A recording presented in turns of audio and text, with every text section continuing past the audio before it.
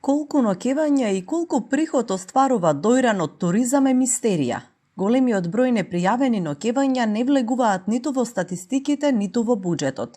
Проекциите се дека туризмот во Дојран се развива, но ќе мора да се заострат мерките за да се види колку точно гости го посетиле и преноќиле во Дојран. Повеќе пати сум напоменал дека немаме мерило за да го измериме точниот број на посетители, но по она што го знаме дека се зголемува бројот на капацитетите и по автоматизам фактички расте и бројот на ноќевања.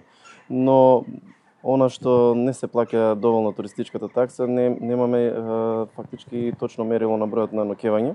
Туризмот во Дојран, особено во летната сезона, го движат и се поголемиот број гости кои на поминување кон Грција остануваат да преноќат во Дојран, а некои се задржуваат и подолго.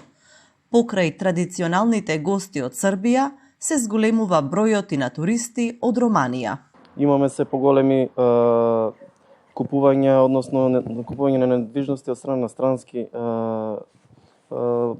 луѓе кои што инвестираат во Дојран и сакаат да купуваат апартмани или куќи, кои што на некој начин покажува дека Дојран се развива во добра насока и се движиме онака како што имавме замислено. Се повеќе се зголемува и данокот на промет, кој што е показател дека се раздвижува економијата во Дојран и поголем е интересот за купување на недвижности во Дојран, така да мислам дека генерално се движиме во правилна насока и дека генерално го остваруваме она што ни беше замислено како врвен цел и врвен приоритет. А тоа е Дојран да го поставиме на правилни насоки.